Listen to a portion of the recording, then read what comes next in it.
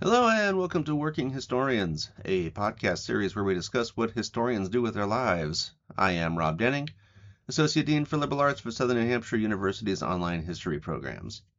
Today's episode is a recording of another event in the Southern New Hampshire University History Speaker Series, which brings together professional historians, students, faculty, and staff to talk about research projects, new publications, and history-related careers. At this event, Monique Taylor joins me and explorer extraordinaire Jimmy Fennessy to discuss her research and her recent book on World War II glider pilots. Let's check it out. Hello, everybody. Thank you for coming. Today we are talking to Monique Taylor, and Monique Taylor is a historian, genealogist, and daughter of a World War II glider pilot. Her book, Suicide Jockeys, The Making of the World War II Combat Glider Pilot, is the only work of its kind, which delves deeply into the World War II glider pilot program. It dispels many myths surrounding the glider pilots and exposes the challenges they faced on their one-way missions deep into enemy territory. Monique is also a researcher with the National World War II Glider Pilots Association and regularly does public speaking engagements nationally and internationally on the glider pilots and the glider pilot program. She's also appeared on YouTube, on podcasts, and has written many articles for publications, and is currently engaged in research on the glider pilots of the China-Burma-India theater of World War II and the glider pilots in the Battle of the Bulge, and is working on 2 books for publication. So, Monique, welcome, and can you tell us a little bit about yourself beyond what I just read off there? Can you tell us a little bit about your academic and professional background? Yeah. I actually have a BA in English literature, and then I had always wanted to be a historian. Don't know why I didn't major in history in the first place, but I love to read, so I guess I went towards English literature. Went into history, got my master's in history. My husband was military, and so we traveled around a lot. I taught at the community college level in history for about 20 years, wherever we moved to. And when I was doing my master's, I had a chance to work in the archives up in Suitland, Maryland, which was an incredible opportunity. Work in the archives, I mean, as a researcher, and had a chance to really delve into the records, which had not been open since World War II, some of these boxes. So it was kind of a surreal experience, unlike what you can get today, where there are a lot on microfilm. I finished that off. Time was not right to publish for the glider pilots because there was very little interest in them after the war. And part of that is because much of their information was secret and it wasn't opened up until much later. And so then we continued to travel. I published. I went back to law school and decided I wanted to write history.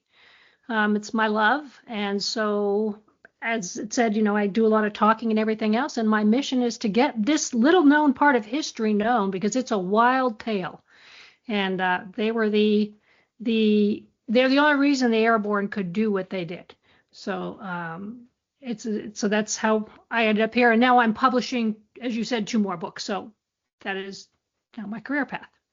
It's kind of hard to tell where to start with this, but so your project is on the glider pilots, and like you said, it's I guess in my mind it's kind of hard to get started on it because, like you said, I really didn't know anything about the glider pilot program or this. It's hard for me to conceptualize the idea of flying a glider into enemy territory. So Yeah, let's yeah. just start with an overview by what are we talking about here? But when you say glider pilots, what are you talking about? What were these guys doing, and what were they flying? Okay, so how it started out, let me just give you a little bit of background. When we went into World War II, we had watched Hitler take a massive fort, an impregnable fort, Fort Benamel, with a secret weapon, gliders, because he got around the Treaty of Versailles by using gliders, where they could not have a military, but they used gliders. So they used a meteorological glider, and everybody had to learn to fly, to soar. So we didn't catch on or really get into it until after the invasion of Crete, and we saw what they were doing. At the same time, Hitler decided it was no longer a secret weapon because the beauty of the glider is you avoided the trench warfare of World War I. You could be towed silently if you've got enough height, you can be completely silent and glide a long way, land in the middle of the enemy and raise, all kinds of havoc. You're following the airborne who jumps in first, which is also brand new. And so because the airborne went in as light infantry, they didn't have the means to survive more than 3 to 7 days. They had to have someone coming after. We can't use the roads. Well, the parachutes aren't the type of parachutes we have now, where you could drop large equipment or jeeps and such. They did drop a couple of jeeps, but a lot of times they got smashed. And we needed more men in there, so there was also a glider infantry that arrived that were there rather than parachute. They arrived by glider. So what they're flying is what's called the CG-4A. It is a combat glider pilot. When we decided to get the glider program and start training gliders pilots, we didn't have a plane. So we didn't know quite what they were going to be flying. They thought it was going to be the size of a bomber. They thought they could do 3 or 5 behind a plane. But what this did is it weighed about 3,750 pounds. They could load 13 men, which would be they're called glider riders, or a jeep, or a bulldozer, or mules, a 105 millimeter howitzer. It could come in with anything you possibly needed, and it would land behind enemy lines about 30 minutes after the airborne landed. And so we primarily did the CG-4A, but they continued to develop the gliders until after the war. So that was their purpose, and it was called vertical envelopment. First time it had been done. In classical warfare, Hannibal and such, you would envelop the enemy and then crush them. You'd go in on the flanks, collapse the flanks, and then push them back against an obstacle and crush them. Instead, that was the idea. Although we weren't really pushing them anything and crushing them, we were cutting communication lines, confusing the enemy. Why are these guys here? Where are everybody? Making it so the beachheads were open, the causeways were open, so the troops coming in on the beaches of Normandy could get in. And they did this with the glider pilot. The glider pilot was not part of the Army. This is where a lot of mix-up happened with him. He was part of the Air Force. So he was a pilot first, and once he landed and that cargo was unloaded, he became infantry. But his mission was kind of mixed up. He could go and fight with the infantry, or he could get back to base. His standing orders were always to get back to base any way they could. They're normally hitchhiking, and get their way back to their home base to fly another mission if needed. That's just a little background on them. Did that kind of answer that? Give you a little bit of a... Yeah, so they're literally gliders. Really gliders. And it sounds like these are... I guess I'm trying to conceive of you've got a tow plane. Let's go of the glider. The glider flight kind of lands behind enemy lines, unloads its cargo. Are these things reusable? Do they mostly just crash? How do they? What's the lifespan of an actual glider, putting aside the glider pilot? Right. Yeah. No, they were initially designed to be a one-way flight. That was it, Okay. And they were expensive. And so, but they were never designed. They were designed like an airplane, so there wasn't the extra nose protection until really late in the war. They had a couple things called the Griswold nose. So yeah, they left them. They left. And then after Market Garden, we had 1,900 gliders in there, and that was in September of 1944. So we're running out of gliders. So we had developed a method in the China-Burma India Theater and used in Market as well to snatch those gliders back up out of the ground. So a C-47 came over. There were 2 poles, vertical poles with kind of a rope horizontal. And there was a hook, it had the extra rope on it, and it was hooked to the glider by the nose. And then the C-47 would come over and make a pass. He'd drop a hook, and he'd grab that rope, and then the glider would take off at 120 miles an hour, from 0 to 120 like that. Yeah, it was kind of a jolt. And so we did pick them back up, but because we had stopped producing gliders by that point, they had to repair them. I often think of them. Remember kites when we were kids? The kites with the flimsy, when you kind of wreck them and you're trying to put them back together. The gliders weren't flimsy, but to fix some of those was difficult, and there were still some issues when they flew Market because they had crash landed. Now, crash landing could be a controlled crash. They weren't designed to go into combat and land on an airstrip. You would just use a C-47 that could carry more. Like in the jungles of Burma, they went into a very small landing that was open because we didn't have aerial superiority, and they landed and they unloaded bulldozers and equipment to make a runway so that the C-47s could follow in with the bigger equipment and the Chindits, who disappeared into the woods, and then the gliders were taken out or left there. So, but many of those gliders were not salvageable because remember, you've got the airborne there and soldiers, and they would cut pieces of the canvas out to line their foxholes, and which I don't know if it was the greatest idea because it was really flammable in case a mortar hit or anything. Or you're landing in a country where these people have been destitute by war, and a lot of times they would go into the glider and take out whatever they could. It's a Yeah, very, very strange concept, but it was a 12-to-1 to go for, you go 12 feet for every foot down. So they had to know in their mind where they were going to go and land, and if they were doing a fast maneuver or a slow maneuver, and that was kind of developed as the war went on. I think one of the things that was so fascinating to me and eye-opening was exactly what you were just talking about, the size of these gliders. So I think about a glider and I think about, single or double seaters, like a Cessna size plane where you would go to your local airstrip and you could like get towed up and then go up with a pilot and get some gliding hours. And my father actually just did this recently. So as I was reading just the introduction as well, like I'm going along and imagining these single person planes, and they're like solitary missions.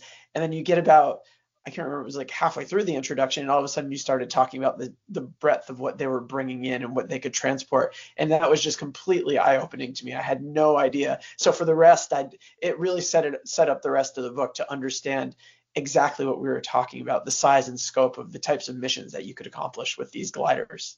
Well, and the Germans, of course, they had developed it, and they were the first ones at this. They had done a glider, which became, I think I'm going to get it wrong. The Messerschmitt. Wait a minute, I'm writing a book on one ME2. I'm not going to say the name because I'm writing a book on their jet plane, and I'm going to confuse them. But they had a gigantic glider that could carry tanks and like 240 men. And the reason for that is they wanted to invade England, but England is an island. And so they have to bring everything over. They're not going to get there by ship. And that had to be towed by 3 planes. And so eventually to tow it, they took 2 bombers and they welded the wings together. So there were 2 cockpits and the wings. And eventually this glider will be they had to put a little rocket pack on the back to give it the boost to go because it took so far and it didn't have the energy to go. And so what they will eventually do is take that glider and put propellers on it and an engine, and then you will see, I can't remember the call. I'll get it wrong because as I said, I'm working with the Messerschmitt 232 right now. And that will become a regular plane. And we did the same thing because we developed the gliders into about the 1950s. And some of them were metal skinned because now they wanted to haul them behind fighters. They wanted them to go faster. Well, that canvas covered glider was not going to go behind a fighter, And so it's amazing what they held. And they were pretty sturdy. They had to be balanced just right, though. Now, in the China, Burma, India theater, they overloaded them, grossly overloaded them. The Chindits are, of course, going to disappear into the jungle for months at a time. And you've got mules that are going in, and each mule carried, it took 7 mules to carry the entire pack for the 105 millimeter howitzer because it had to be broken down.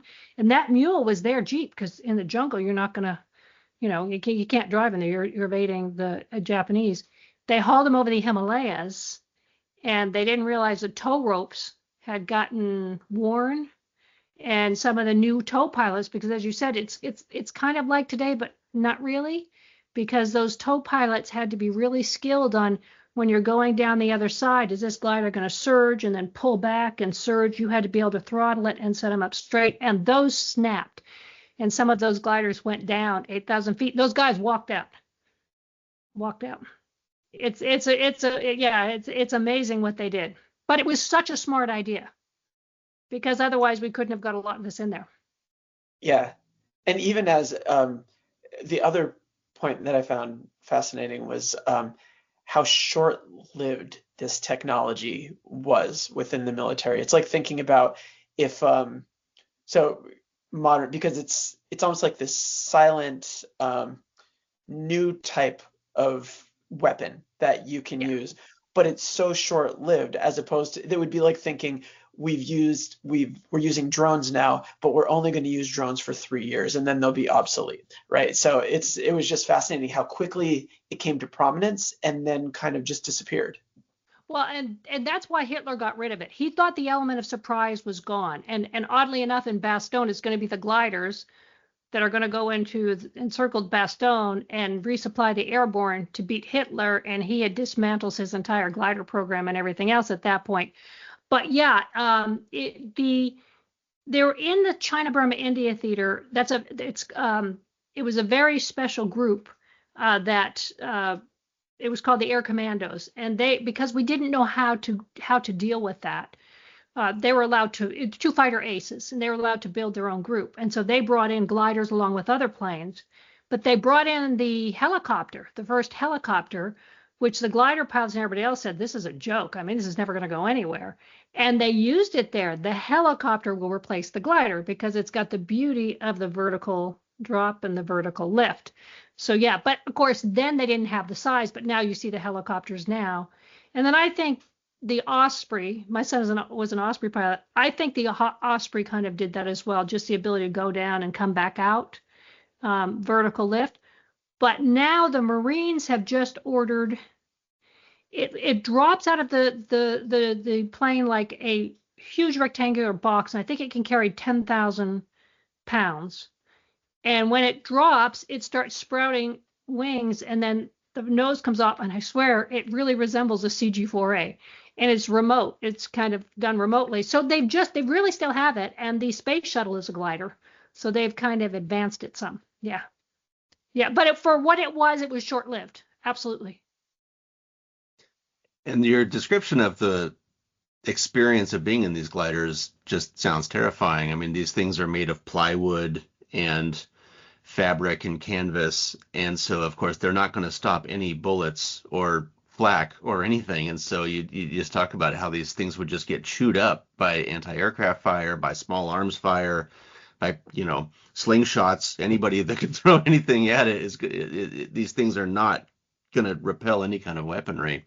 And so the idea that you've got these people in these you've got, like you said, 13 or 15 people in this glider with no protection at all, no power. So if they start to go off course, they start to go too low, you can't pull out of your you're going down. So it just sounds like it's a horrible experience. Well, and they knew how, these guys really knew how, like if they were going down, they could manipulate it. So but they had to know when they could do it and get the lift. But the front was tubular. It was a tubular metal, so it had a little bit more strength. The British glider was all wood, and that was problematic because the wood in that climate had started to kind of rot and stuff, not rot, but decompose like it would, like the tow ropes. And when they crashed, those splinters and those huge splinters killed a lot of the people in them. Now, on the glider, on the CG-4A, you're right. So anything could come in by the feet. A lot of times the gliders, when they were going in, they lifted up their feet, the glider pilots, and they put them on the top, right up around their ears by the cockpit, because they were always worried about getting their legs shot from underneath. And sometimes they'd pick up some scrap metal and sit on it. When they were first issued flak jackets, they wouldn't put them on. They were putting them around their legs and underneath them to prevent it. Things like grape stakes in South, the intelligence had to be good to see what's on there. And they landed in a vineyard that all the stakes were supposed to be pulled out in southern France, Operation Dragoon, but they were not. And those went through the bottom and everything. Now, the other thing that they could do, though, is they had a lever that they could reach up, and that whole cockpit would swing up. And so whenever they were coming in and they had a heavy load, so they wouldn't get smashed, they would hit that. They had one instance where a Jeep, if there was a Jeep in there, two men rode in the Jeep because there's nowhere else to sit. And the Jeep is chained down, and there's a pulley system that goes from the nose to the back of the Jeep, or to the front of the Jeep. And so, no, back of the Jeep. And so when they hit like really rough ground, if they'd pull that open and the Jeep broke loose, it shot out like 70 miles an hour. And one guy shot out, and they couldn't find him again. They don't know where he went. The Jeep just kept on going. So yeah, they had some, but again, if they landed near a wall, that's not going to open. There are gliders that landed up in the trees, and the cockpit's open, and they're lying looking at the sky, and they're trying to get out or get their unconscious body out. But remember, on these landing zones, you've got to, if a glider, like you said, gets hit and starts to disintegrate, you've got Jeep and men falling from the skies. They did not wear parachutes on a mission, and the glider riders were not issued parachutes. So, I asked my dad once, I said, well, why didn't you wear a parachute? And he said, well, for us to get out, we had to run past 30 armed men, armed to the teeth. They're not going to let us jump and leave them in there. They're getting out. But what was probably a little bit more frightening is sometimes on the missions, if they didn't have enough glider pilots, they would put one of the airborne in the co-pilot seat. And one panicked and was just, first time he saw flak, he yanked, oh, we got to get down, and released the tow rope. And so the glider pilot arrested him on the spot. But it was dangerous. I think the bombers were dangerous. I think a lot of these things were dangerous because the bombers were pretty much, if the fighters went in just right, they were totally defenseless if they went towards the nose. So yeah, the gliders more so. The German glider did have a machine gun. They had there was an assault glider. We never produced the glider with the machine gun or any kind of a weapon on it. And I don't know why. It probably would have been a better idea. It's funny that you say that about the bombers, because as I was reading this, two things crossed my mind. One was, I don't know if you ever saw the limited series with Austin Butler, Masters of the Air, I think it was, about the bombers. So one, I'm thinking about that, and especially in connection to the first person human experience, that's such a focus of your source material. And then I was thinking, you already have the title, and you already have the first person experience, and you already have a singular mission that could be like a limited series. You could totally develop this into something, and it just writes itself. It's just amazing. Yeah, and I don't know why it's never been done. I mean, a couple people have tried, but I think, like on Band of Brothers, Stephen Ambrose, those guys were dropped by the gliders and Troop Carrier, and yet they were completely left out. I just don't know that enough people know about it. I think it'd be an incredible I think it'd be an incredible show. And if you did all the missions, if you could do a series of all the missions, because the China, Burma, India was completely different. Bastogne was wild. Normandy. A lot of people don't even know how many missions they were, that they flew all these missions. So yeah, it does write itself though. And I tried to do that on purpose. I wanted to let these men tell their own story. The one thing is, however, each of them, because it was an organized but disorganized program, because it's going through really bad growing pains, and they're competing with the power pilots, and the money's going to go to the power pilots. Because power pilots are making their big debut in World War II. We had some in World War I, and bombers are making their big debut. Hence the day bombings, and so I think that by the time it really got coordinated, it was towards the end of the war. Because Varsity, they were fantastic. It was amazing. Still a very high casualty rate on some of the landing zones. Yeah. Because when you're coming in, if the smoke has been laid by someone upwind, they can't see the power lines. They can't see anything until they are under that smoke. And at that point in Varsity, the Germans knew they were coming, and they were just waiting. It was just like slow target practice on some of the landing zones, taking them out. Yeah, because the whole purpose of these was to avoid needing runways and all that. These were basically, the point was that they could drop in, basically give us a little bit of flat space. Doesn't take much, and so that's kind of the benefit to these is you don't need a long runway, and so. But yeah, that brings all kinds of other problems where if you've got a very small place you got to land, that has to be pretty pristine or pretty Yeah. flat, or else you're going to be in some serious trouble when you're in a plywood craft landing where there might be boulders Yeah. or telephone poles or other things that could just tear the glider to shreds. And it did happen. And there was there a lot of times towards the end they had the skids. Well, they always had skids, but they had the skids on the front like skis. So they could, if it was sandy, they could really jam those skis in and bring themselves to a short stop. The glider sometimes would go up and then fall back down. They were really masters of it. However, the one reason they didn't like that is if they had to steer away from a rock or something, those skis dug in and they couldn't steer.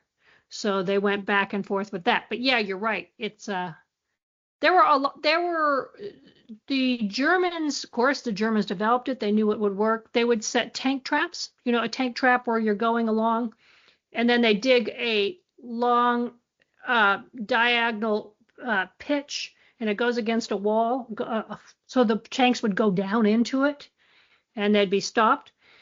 They did that with the gliders. They used the glider. They worked for gliders as well, and they'd put poles on either side and run wires across. Now the poles were narrower than the wingspan, and if they had time, they would set mines on top. So once the gliders hit that, it triggered the mines, and the mines. The exterior of the glider was chemical. It was basically a fabric glider, like a lot of the gliders were fabric skin. And then they would put layers of what's called dope. It was a chemical compound, layer after layer after layer on there to kind of size it and make it smaller and to make it more durable. But that was extremely flammable. So if that mine went off, then they would. They also had Rommel's asparagus, which were just the poles. You can't get through them, you're going to drop dead. And sometimes there'd be fields littered with these poles everywhere. They hit cows. There's times when the cows were out in the field and they're like, "Oh, great," and they hit cows. And yeah, there was all kinds of things on the field because remember that the recon photos were good, but they had to be interpreted. And so, for example, in Normandy, they thought these hedgerows, these 60-foot trees, were 50-foot hedgerow or 20-foot hedgerows. So the approach was made for that. Well, these gliders go in and they can't get that high, like you said. They're committed and they can only do so much, and it killed many, many glider pilots. They were very angry about that. And in the CBI, when the teak trees came down, the people in Burma would haul them out with elephants, and they would leave these troughs, and so that was really difficult for the gliders. Or water buffalo wallows. That was really hard because the glider would be bouncing all over and go down it. Like you said, they don't have the power to keep going. When I was learning how to drive many decades ago, my stepdad, who was teaching me how to drive, the driver ed car that we would drive, the driver ed teacher had like an extra brake pedal over on his side. And my stepdad is like, no, no, no. You don't want to have an extra brake pedal. You always want to have an extra accelerator because that gets you out of problems. You want to get away from the problem you're about to get into. You don't want to slam the car into a stop on a road or anything. And so the whole time that I was reading about these guys that couldn't accelerate, I was just thinking back to my days learning how to drive with no acceleration. You're just like you said, you're committed, and whatever's in front of you is in front of you. You kind of have to deal with it, and that just sounds terrifying. Well, they did that in Bastogne. Like, for example, you are trying to see where the smudge pots or the markings are, that the pathfinders went in first and marked the zone for the landing zone, and they used the Rebecca system to communicate with the tow plane. So where the pathfinders, the paratroopers dropped. Sometimes they were supposed to clear the field if they were in the same vicinity. Sometimes the glider pilot landing zones aren't in the same vicinity. And then they would go and they would mark the glider one. Well, if they didn't get there, or in Bastogne, it was hard to tell what was a building on fire and what was the fire for them to land on. they went down early, and they were trying to milk it for all they could get because they realized we are going to land in enemy territory. Some landed like on the cusp, some landed 100 feet in enemy territory, for just that reason. You can't go any faster. So if you're down in the wrong place, you are down in the wrong place. Yeah. Some landed in water. Now, in Sicily, they would float. That's what happened in Sicily, actually, exactly what you're saying. They were going into a massive headwind. The tow pilots had been ordered to release at a certain point. I was reading a navigator, an experienced navigator that was on one of the flights, and he said we didn't go any higher and we didn't change or bring them any closer to make up for the headwind. So a lot of them went down in the water. Well, the glider floated for a while. The wings would be afloat if you could cut yourself out and get up there. But they were not ideal for landing in water. Although the the Navy had played with trying to make an amphibious one, and they made something like one that was impervious to water, but decided they didn't want to use it. So the interplay of, you mentioned the Navy and the Marines, that it was also interesting, the interplay of like ownership or command that came into play with the gliders. Who do they report to? Who has authority? Is it different in the air than on the ground? Can you speak to that a little bit more? Because just the evolution of the armed forces in and then post World War II, I just find this really fascinating, how the glider pilots kind of find themselves within this realm of like, it's almost like a turf war, or like not a turf war, but like who has ultimate say and command. Yeah, they were in no man's land. They don't really belong. They belong to troop carrier, but remember, your power pilots are everything. They are the superstars, and the airborne is Army, and the glider pilots aren't Army. So let me just explain. Troop carrier was the pilot. So a Pathfinder pilot was a troop carrier pilot. The Pathfinders were Army, who jumped. The same with the airborne. The people who brought them in were troop carrier. Let's say Band of Brothers. Go back to that. Easy Company. That's Pathfinder. Those are paratroopers, but it was troop carrier that hauled them in.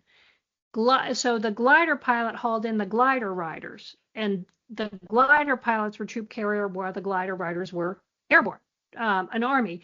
So when it began coming out of the World War II, we had borrowed French. We didn't have that many power planes ourselves. We had mainly used a lot of French planes and everything else. So between the wars, people start building their own planes, which I can't imagine, and flying around. And it was, the barn busters and all this, really big about planes. And they tried to get a glider pilot program. I'd read the legislative history. Congress is like, no, we don't need, that's an offensive weapon. We need a defensive weapon. And so it wasn't done. So the Navy's coming along, and they're saying, okay, we've got our aircraft carriers, and remember, how many centuries did the Navy rule? The Navy ruled. They ruled the seas. They were it. And so they're saying, we've got some planes that can come off the aircraft carriers.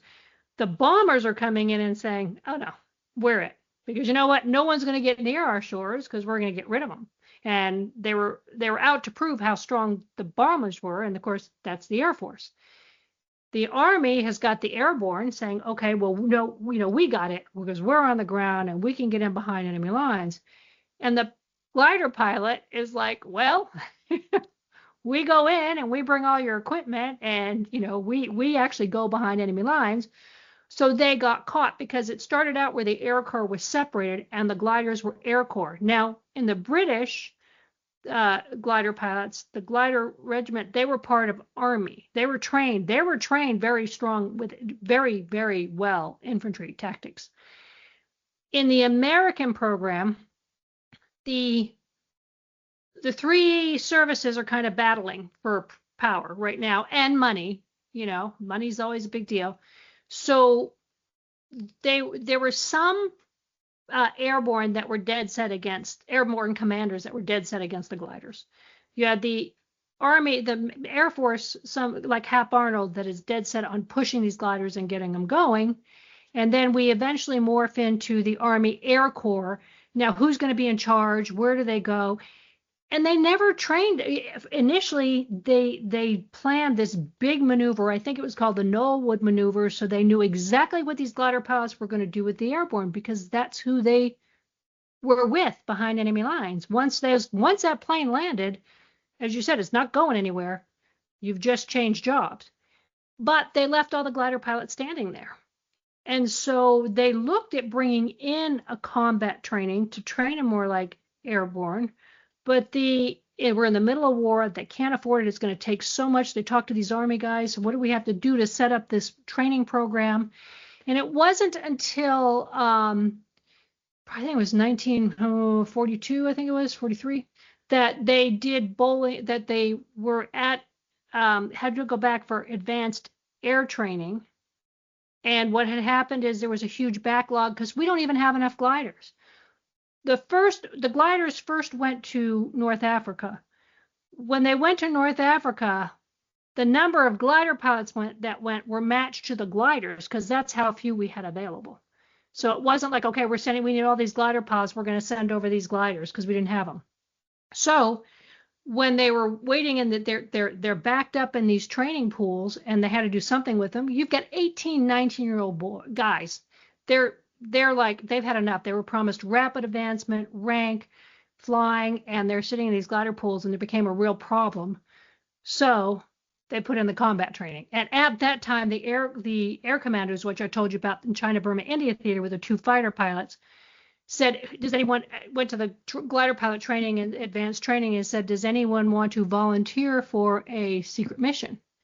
And a bunch of them went forward, and 100 were accepted. One of them was Jackie Kupkin, Uncle Festus on the Addams Family. He was a really good glider pilot, actually, and he was in the CBI. And so those guys were trained in a special 6-week program on combat training. Now, also, there's times during that period of time where they're going to pull anybody to be on the gliders, or you could volunteer because they needed glider pilots. And some of the infantry would come over. So some of those guys had the training and knew how to kind of work in with the airborne. So yeah, they were in no man's land for a long time. And remember, they were flight officers, and their specialty was flying gliders. Now, in the rank slots, a troop carrier, there was very, very little room for glider pilots to make it past major, and I think there's only 1 or 2 majors. So that room for advancement wasn't there. My dad did enter into the officers' ranks, but he did a lot of administration work as well. He was gone all the time. The rest of them flew missions. So they're getting paid more in a lot of cases than everybody else, and they're waiting around for a mission, which could be months. And so that did not enamor them to the tow pilots either, who were having to fly mission after mission, or the bomber pilots, and these guys are getting good pay as well. So yeah, it was I think it was amazing what the United States did with this program in the time they had. I think a lot of mistakes were made, but I think a lot of mistakes were made with the bombers, with everything else. It really is a testimony to how far they came. Of course, there's always the human loss element that is always hard to equate with that. But by varsity, they were really, really sharp. And they had changed the way that they did things, because the other advantage of the glider was you could bring in 3 gliders together, or however many gliders, but you'd have the Jeep in one, the howitzer in the other, and the men in another, and whatever you had. Well, if they all landed on the same landing field and supposedly near each other, we got to that point where they kind of chose out some spots in some missions, you have a ready-to-go force in 30 minutes. Unload this, hook it up. Where your paratroopers might be scattered all across, or their weapon broke coming down, or like it's in a river somewhere and they can't use it. Yeah. So yeah, they did unfortunately get caught. And I really believe in my heart that's part of the reason that they were never written about. Plus, the records weren't declassified. I was declassifying records in 1989. I was declassifying records at the archives. And now a lot of them are I have some that aren't around that nobody else has. And I don't know why that is, because it went through a lot of changes. Of course, the way they kept the records also changed too. So that's another element that happened into it.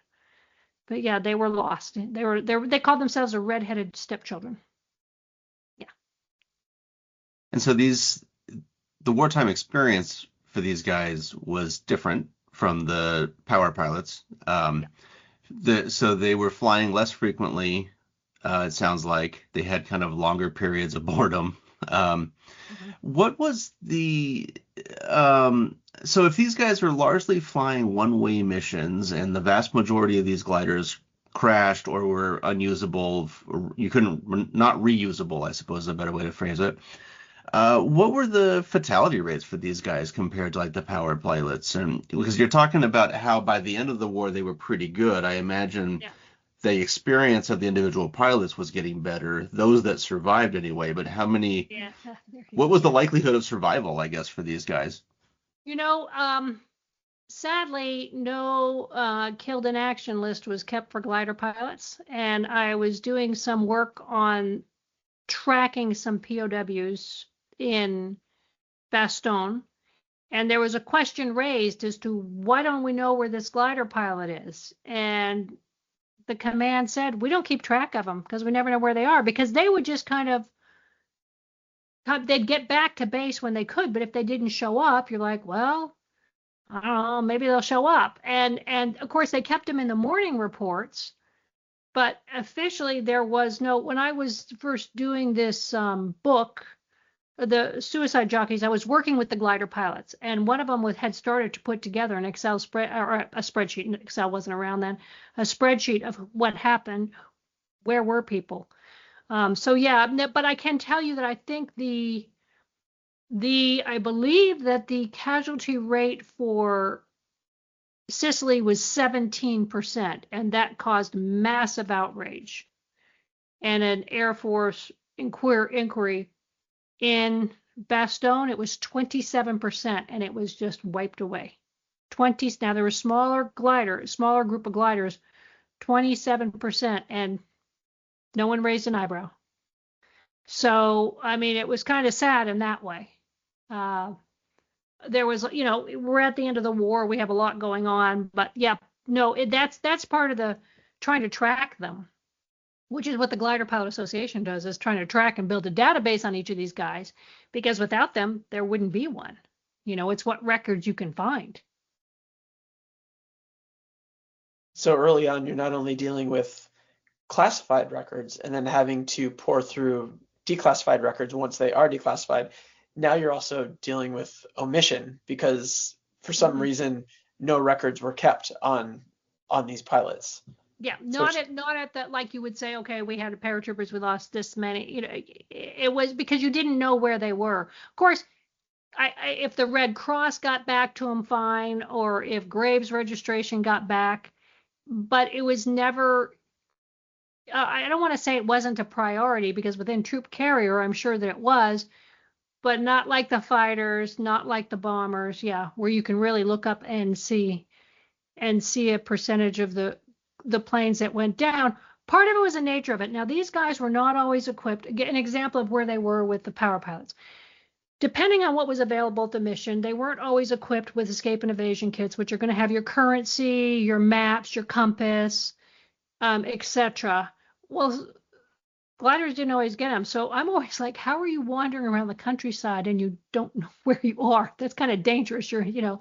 But there's a lot of myths about how they'd take off on the battlefield and they'd go to Brussels and have a good time. They didn't have any money, and they had no ID papers. They couldn't. There are stories where they did not have currency or ID papers, and all the Red Cross hotels in Brussels were full, and they had to sleep in the alleys to try and wait until they got out. And many of them hitchhiked by themselves back, to get where they needed to get. They got there any way they could. Now, normally there was evacuation, but if the evacuation wasn't planned, or, war things happen, or there was one mission where they said an evacuation wasn't planned for the glider pilots, but so they were pretty resourceful. And as a result, they were called Mavericks because they were independent as could be. Well, you can certainly see why.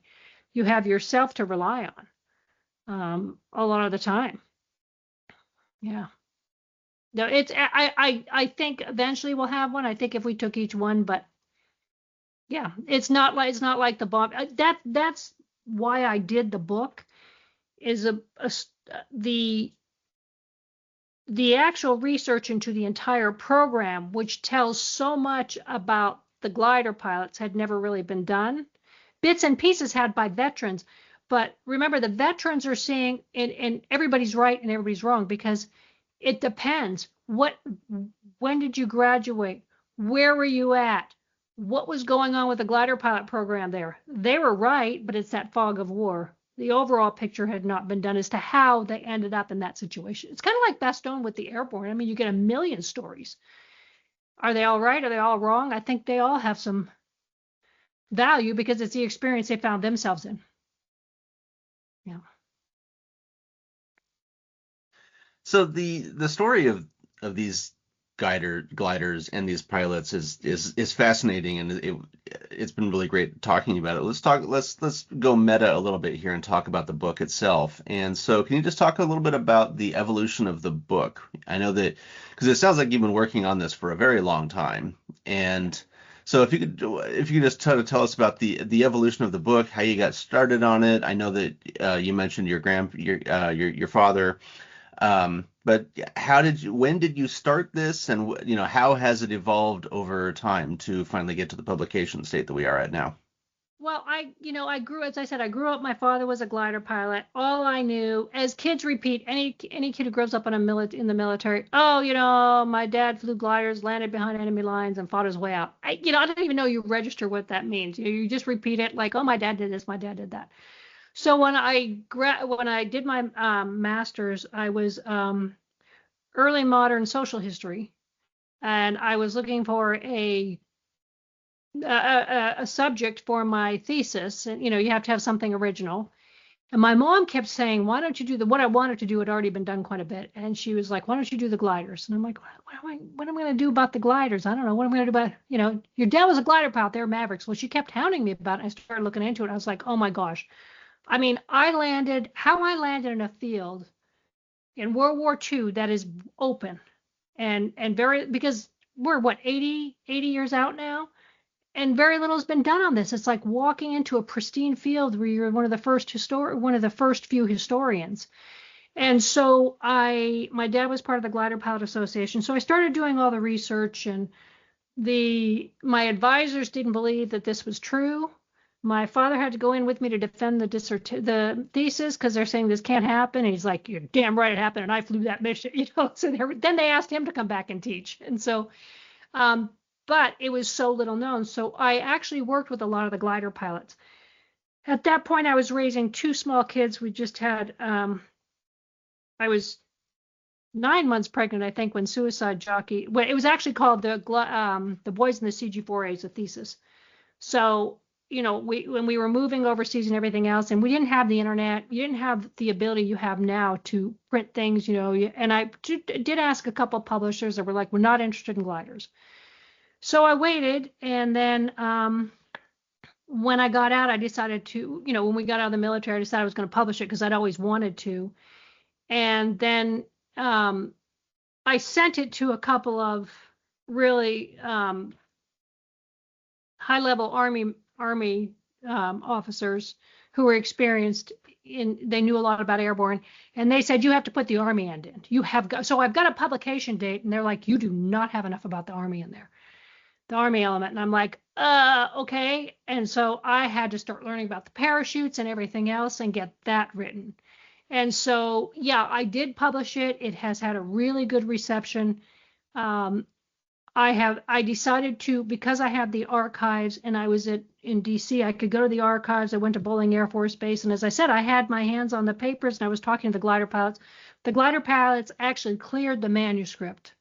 They were like, "Yes, this is accurate." And so that's how it came about. And so from there, I'm moving on to two books on Bastogne, Patton and the Gliders is the first one. And then the second one will be troop carrier supply flights. So that I'm going to branch out and do a little bit more of the Pathfinders and the C-47 pilots in troop carrier. So yeah, it was kind of, I ended up everywhere I needed to be. I ended up going to law school. It was fantastic because I don't know that I would have really been able to I certainly could have gotten into the legislative history, but to understand the bills and the process and legalities and know where to look, I think the law degree really helped with that. So now there's a whole other element of that I published on my Substack of the legislative history that explains a lot more of what happened with the glider pilots, and why, they said they had a high washout rate. Well, they were trying to get rid of the civilian program, so they threw them all in the gliders and said, okay, only pass one or two. And so it was government playing government games to a certain extent. Yeah. We still have a glider pilot alive, actually. He's 103 years old, so sharp, and he actually flew the CG-13, which was a replacement glider. And he was at the reunion this year. So we do have a couple of them left, a couple glider pilots still around, which is really amazing because you can sit down and talk to them, and their memories are so good. And then I did end up talking to a glider mechanic, which is really interesting because the glider mechanics, I can't remember which airfield we'd gone to. We'd taken it from the Germans, and they had the Gotha glider, and they had burned them all. And our glider mechanics looked at the pieces that they could find, and they rebuilt this glider exactly. And it was flown back to the United States to study it. That's how secret a weapon it was. The Germans burnt their gliders so we wouldn't know. And they did try parachuting out of the gliders. And that didn't work so well because as one dropped out of one side, the wing went up.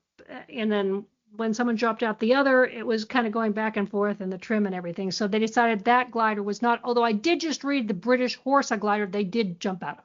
But it was a lot bigger and maybe a little bit more stable that way. Yeah, so they did try it for a number of different purposes. How all-purpose was this glider going to be? All right. Well, it looks like we actually have some questions coming in from folks in the crowd here. So let's move on to some Q&A here. Anybody feel free to jump in with some questions. We've got Stefan here. I understand that all the glider pilots with the first air commandos had to be able to do multiple jobs.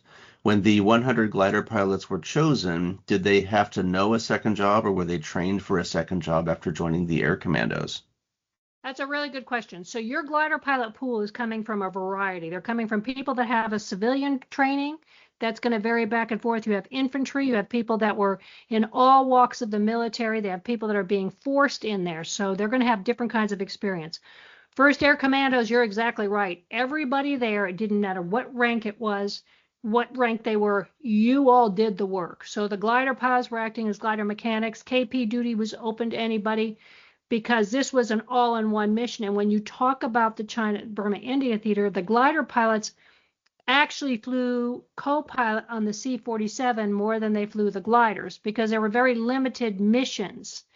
They might, when the Chindits are working back through the jungle, they might land on a sandbar and drop off the boat and the engine and the paddles that they need to get across and then get snatched up and taken out. And then they'd meet him where the next part was. But because the Burma Road had been taken by the Japanese, we had to go very north and we had to go over really bad terrain. It's called the hump, is what they flew, the hump. And that was treacherous weather. It changes all the time. We were flying that to get supplies over to China all the time. It was constant flying to the point where the troop carrier pilots were exhausted. So the glider pilots were flying co-pilot on that. Now, some of them went down. They flew that more than they flew the gliders. So yeah, you were exactly right.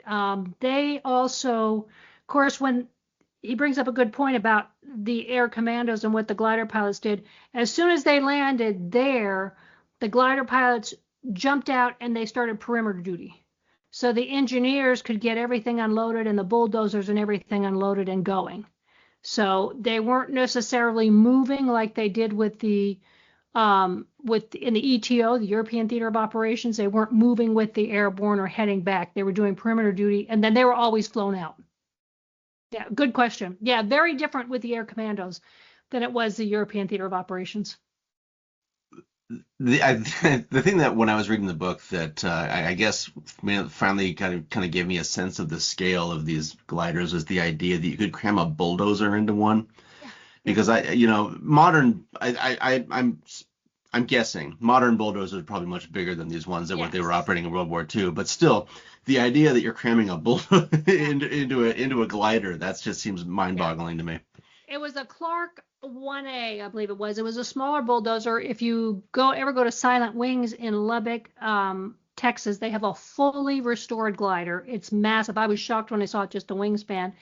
But they have that bulldozer there. Now, sometimes they would take the bucket or the scraper off the front and ship that in another glider. But yeah, it was the bulldozer had to be, if there was a formation with the bulldozer had to be in the front of the formation because the sink ratio of that glider was so steep that you didn't want them coming down onto gliders that are coming down. You have gliders that are releasing and making that you don't want this heavy glider just dropping down on top of them. Yeah. And the mules too, when they first did the mules, they were like, how are we going to do this? They all get around. How are we going to get this mule in here? And they had all these things. They were going to put them on a platform and chain them and tranquilize them and have a vet there. If anybody's ever worked with mules, that is not going to work. And so they're going through all these things, how they're going to get on and everything. And this young private in the back kind of raised his hand and said, I have an idea. And they're like, what? And they said, why don't you just walk them on? He was a mule skinner from Missouri. And he's like, just walk them on. And they did. They walked on. For the most part, they walked on. They built stalls. And of course, remember that flooring was reinforced where the wheels of the Jeep would go or the treads of the bulldozer. So they reinforced the floor and built the stalls. But they did have an order, shoot the mule if he acts up, because you could take the whole glide. You could kick the side out. Yeah. Yeah, it is kind of amazing that the bulldozer did go in there. Because there was that one you definitely wanted your lever because like you want to be out of the way because I can imagine that I would imagine that would come. I don't know, but I would imagine that would come loose a lot faster. That could break a chain a lot faster than a Jeep could. Yeah, you land wrong, and that's going to be a lot of weight coming at the pilots very quickly from behind, and that would hurt very badly. Right, and then remember, you're surrounded by trees. You only have a very small landing area in the CBI. We did bring some into Italy, but I don't know if they came in with glider. But there was one glider pilot, one bulldozer. They crashed and they all died. It just kind of cartwheeled with the bulldozer in there. Yeah. I'm going to go on to the next question here. We have this is from Liz. I'm going to paraphrase a little bit, but Liz has academic background in creative writing and military history, and it looks like she would like to write fiction and nonfiction about World War II, focusing on the lived experiences of soldiers from that era.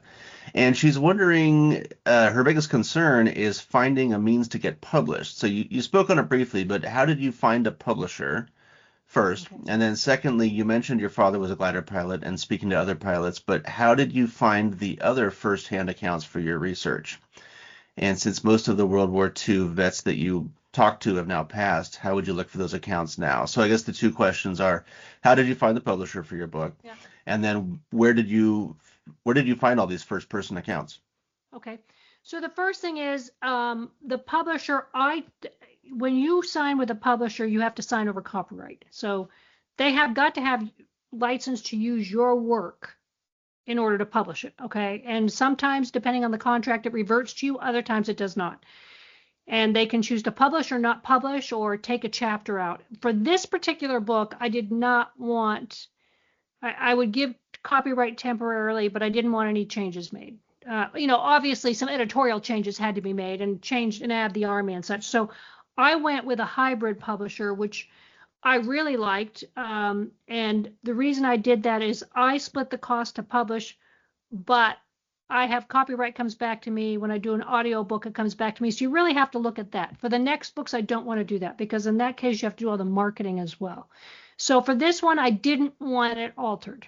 That was really important because you could easily take parts out you don't think are important, and it would really lead to as much confusion as it did before because every element of this was very important. So this time I went to go with a traditional publisher. it's a lot easier to get published now. You can self-publish. The traditional publisher is going to, a lot of times they want a manuscript, or if you're a first-time writer, give them an outline in one chapter. So you really need to think about what you want to write. Once you've been published once, it's a lot easier to get published again. And for as far as sources, I go through, the archives are everywhere, and it's very difficult because in my record group, like glider pilots for troop carrier, and they're in National Archives, and they're called Record Group 18. Only 0.0, I think it's 0.01% have been digitized. So normally, where I could just walk into an archive back then and say, hey, I want to look this up, you need to make an appointment, or go to Maxwell Air Force Base, or go somewhere, and you have to research their database and know in advance what you want, which is kind of tough when you don't really know what's out there. And then you have to pull from there, and then most of those are declassified. At Maxwell Air Force Base, you can order some of the reels. They're free if you kind of get on their database. A lot of the records I deal with some are from England, some are from Germany. I have researchers. It's really made a good field for researchers who know the archives, because it isn't a profession in and of itself to be able to find your way and know the archives and what they have and what they don't have and what is where, and to be able to, I would bring mine up and they'd Xerox it and declassify it by hand. Now you can, there's certain scanners are allowed in and such, and it's a whole different ballgame. So researchers can also find that for you. If you really don't know what's out there, I would start by looking at some books kind of about what you want to write about. Get more nonfiction books and start looking at the footnotes and the bibliography, because they're going to list where those sources are, and then you have a clue where to go. If you can find, the other thing is, don't ever be afraid to, or so attached to your work you can't ask somebody else, because I've just reached out to a gentleman I heard on a talk show talking about the death rate, the casualty rate in Bastogne. And I was like, do you mind? I'm writing a book. Where'd you get the information? And he gave me the name of another gentleman who, oh my gosh, knows everything. And he has taught me so much. So you just have to be willing to really learn, ask questions, join groups if you can of World War II people, but be cautious too, because some of these sources are being depended on that are old, and it's not that they're bad, but remember Ultra came out. We didn't know we were actually intercepting the German messages, but that was kept top secret until the 70s and 80s. We didn't know. So now some of the things that look like just happened in World War II didn't just happen in World War II. They happened for a reason. So I don't know if that answers your question, or I'm always happy to give some guidance. If you need guidance, I might be able to put you in touch with somebody depending on the field, the area of World War II you're interested in. Let's see. Eric's got a question here. As a World War II historian, I find your work fascinating. I had the opportunity to speak at length with a few glider pilots and tow pilots over the years. Oh, wow. My area of specialization surrounds comparative Allied engineering operations in Northwest Europe. Many engineering actions overlap with Operations Overlord, Market Garden, and Varsity. Operations Varsity/Plunder saw the combination of engineering, riverine assault, and airborne elements. Can you speak to the impact of low-level glider tows and their impact during Varsity? Also, have you visited the National Soaring Museum in Elmira, New York, and did that institution play a role in your research? I have not been to Elmira. I did write an article on the Whisper ships, the evolution of the glider, for their journal, for their publication. I do need to go there. I've been going to Oshkosh, the air show. I speak there every year, Air Venture. So I need to go a little bit further east. Yes, the engineering was a major part. As a matter of fact, I am actually constantly surprised at how many engineers are on these flights again and again. And when you really span it out, and I believe this is what he's referring to, is for those that aren't aware, the engineers were needed from everything. Like, well, the German flight into Fort Banamel, the surprise flight, had engineers there because they needed to know how to fix the bridge if it went down, and then you had demolitions experts. But a lot of times the engineers were there for the runways in the CBI, for the bridges, etc. Roads. So yeah, the low-level flights in varsity, we had changed. Initially, the glider training was you come in fast and hot, and then it was changed to come in at a much slower, and in this case, a lower elevation in varsity. In varsity, a few of the landing zones were absolute killing grounds for reasons, I'd said it was a lot of smoke. The gliders came in low and slow underneath the smoke. On my father was a glider operations officer there, and he was the first in on his serial. And two of his buddies came in, and they didn't see the power line, and they were carrying gasoline, and they were both killed, burned to death, and that exploded and burned. And the Germans were in the hedgerows and in the brick building, in the stone buildings at the end. The Germans knew we were coming, and they had said they knew we were coming. The Germans, like in Bastogne, were tapping. They could break into basically the MPs, the military police, their communications were not protected correctly. We knew that. We didn't fix it. And the Germans knew where everybody was because the MPs are directing the traffic and everything. So, yeah, there was another really important change in varsity, which is a little bit off what you're asking, but that plays a part, is that we didn't have the Pathfinders go in first. Normally, the Pathfinders go in first and clear the landing field, if possible, of the enemy. We didn't have that this time, and we were debuting what was called glider combat control teams. And these were teams that went in with all the radio equipment, and I think there were two gliders. They were radio operators. They'd gone to special schooling. They had to be very experienced glider pilots. And so the plan was for them to land, and they would then because sometimes if the advance went too far, they couldn't get clear communications back to headquarters. So this command control team would follow them in their Jeep, and they would be the intermediary. And then what happened in varsity could be avoided because they'd be saying, oh, we have smoke on this landing zone, change it. Oh, there's a front coming in. Oh, this landing zone's been taken over by the enemy, which they would have known for varsity. And so that was debuted then, but that was pretty much the last mission in the ETO. So it wasn't, I think it actually turned into the Air Force command and control teams. So yeah, the engineers were a major part. And when you go through the order of battle and you break down in some of these records on the gliders how many engineers came in, it baffled me at first. I'll be honest, I'm like, why are all these engineers coming in? It's absolutely shocking how many they came in, but they were an integral part of the whole thing. There was no movement forward. I mean, the engineers, when we were heading for Bastogne or heading for the German border and that rush after Normandy, I mean, the engineers were putting together railroad tracks and fixing bridges and fixing roads and you name it. So, and congratulations on what you're studying. Cool field. And then Stefan is asking, were you able to meet Dick Cole at AirVenture 2017, who towed in gliders with his C-47 Hairless Joe during Operation Thursday? No, what year was it?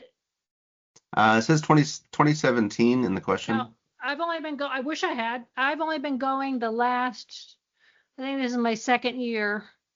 I went this year, I went last year. I think I may have gone the year before, but I wasn't going that long ago. I wish I was. I was in law school. I couldn't. I couldn't do anything but study. Yeah. But I did meet some really cool soaring guys that knew glider pilots. And they were the ones that were telling me how, when I told you on the German glider, they had the rocket pack. And I was like, well, how did this work? I mean, these things are flammable. And they said they had it angled such a way, but what it was is that a mixture of fuels, these two chemicals would mix, and the result of that would be the thrust, and then it would kind of burn itself out. Because I was thinking, how are they not burning this glider down?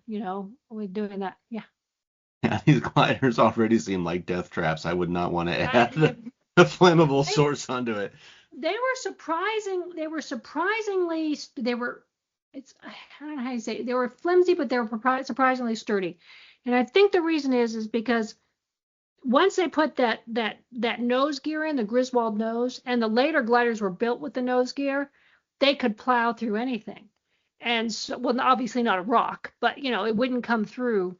But for what they hauled and what they did, they were surprisingly strong. I mean, I'm not saying they didn't get beat up and wings didn't come off, and there's a lot of stories of parts that came off these gliders in the process. Yeah. And I haven't been in a glider, so I really can't talk, because they always ask me, have you been in a glider? I'm like, oh no.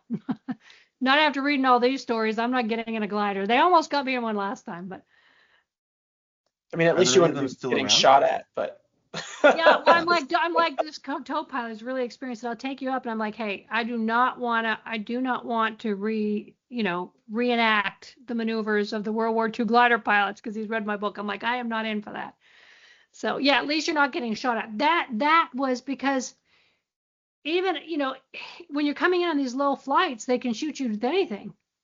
They can hit you with anything, and they have time. That's what happened in Bastogne, because there were a series of delays, which I'm kind of researching in the flight and kind of bringing it to life.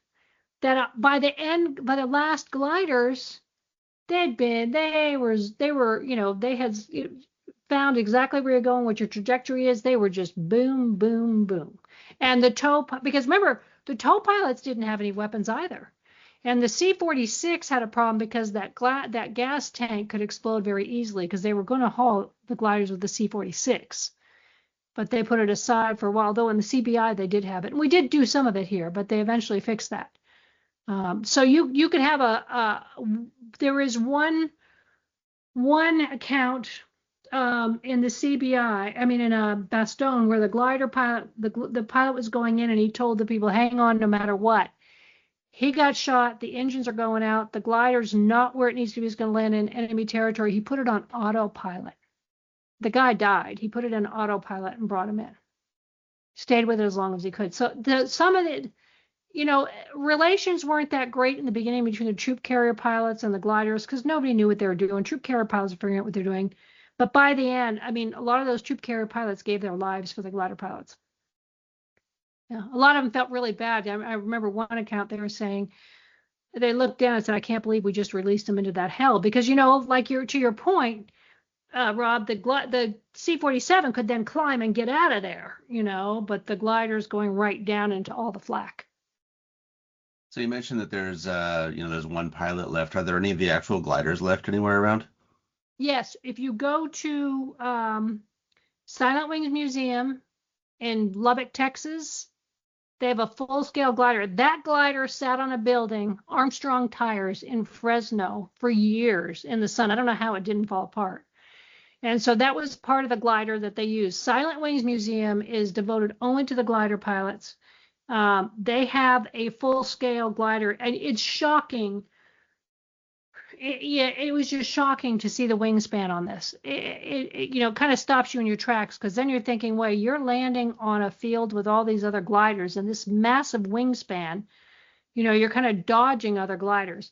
They have all the equipment that went in the glider. They have the weapons they carried. They're devoted only to the glider pilot. Excellent museum. Very small museum, but really well done. Interesting. Well, if I ever find my way in Lubbock, Texas, we'll check that out, because that sounds really cool. Yeah, most of the museums just have a little model of a glider, and I'm like, you got the C-47 right there. I did talk to a group that was trying to put at Oshkosh, and they're trying to put together a flying CG-4A. And I want to watch from the ground. I'm not getting in it, but I want to watch that flight. Yeah. Stefan says that the Air Commando Heritage Foundation is creating a museum at Hurlburt Auxiliary Field. I don't know if you've ever heard of that or if you're aware of that. Yeah, we were stationed right near there. We were stationed at Eglin. Yep. I didn't know about Hurlburt and their connection to the first Air Commandos when I was down there, though. Yeah. Very cool. I did not know that. And, if you ever go overseas, St. Matt-Église, apparently, I don't know if it's a full-scale glider. It may be. I would imagine it is. Now, someone is putting back together the Horsa, The British glider, which there's none of those left either. Of course, they were made of wood, so over time and the weather. Yeah. Now, if you go to Missouri, you can find a million because at Whiteman Air Force Base, there were a lot of gliders there. They use them as chicken coops and everything else. All these metal frames, the cockpit. They were finding them in the woods. They're using them as cockpits. And the glider crate was very popular after the war in Europe because people used them as housing. They were that big because they had to be put together once they got to their destination. They didn't fly them, across the ocean. Right. All right. Well, I think this will be our last question here. So Liz is saying that your book is covering the American glider program. Has anyone done anything similar with the other Allied or the German program? The glider pilot regiment is pretty good about doing the British glider pilots. The German, I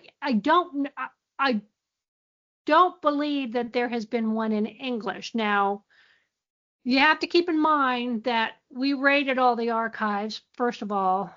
And secondly, there are some in Germany, but like I tried to research the Soviet glider for Oshkosh, and we still don't know. We still don't know exactly. And, I kind of thought after, I don't know, for some reason, I thought we'd know. We do not know. It's still as secretive as it was then. But no, I think there's a lot of room for the Germans to be done. I think that would be fascinating. I think the Germans in many ways are paid lip service to it. But there is one author I would recommend you read, and that's called James Mrazek, Mrzak, I think it is. Yeah, and he has done a lot on all the gliders of the world because remember, Japan had them. Everybody had them. This was a big deal. But I think to really get into the German glider program you'd have to get into the German archives. Right. Which can be done. I mean, it can be done.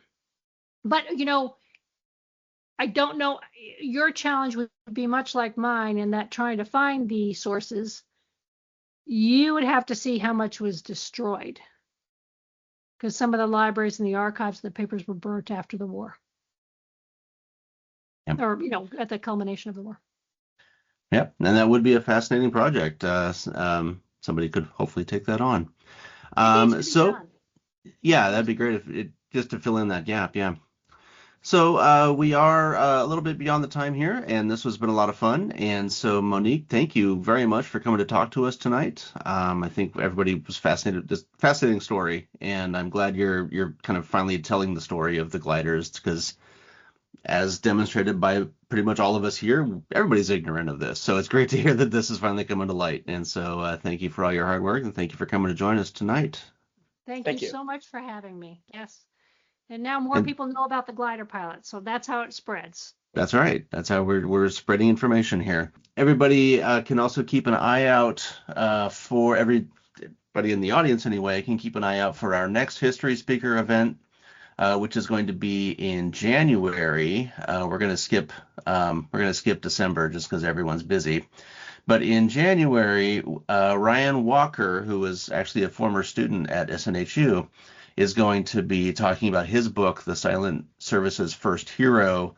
That's going to be in January 14th at 8 p.m. Keep an eye out for the registration link on that. We'll be sharing that out through all of our normal channels also. So hopefully everybody can come back for that one. But in the meantime, thank you all for coming. Have a good holiday season, and we will talk to you all again sometime. And thank you again, Monique. Thank you. Thank you. And thank you all for listening. If you have any other questions or comments for this podcast or for any of our other podcasts, please write to workinghistorians@gmail.com. This episode appears on the Working Historians podcast feed, and you can subscribe to that feed on any podcast app, including Apple Podcasts, Google Podcasts, Stitcher, Podbean, Amazon Music, Pandora, or whatever else you prefer. That way you won't miss any episodes, and you'll continue to hear about all the cool stuff that historians do with their lives. As always, this podcast does not represent the views of Southern New Hampshire University. For Monique Taylor and Jimmy Fennessy, I'm Rob Denning. Be good to yourselves and each other.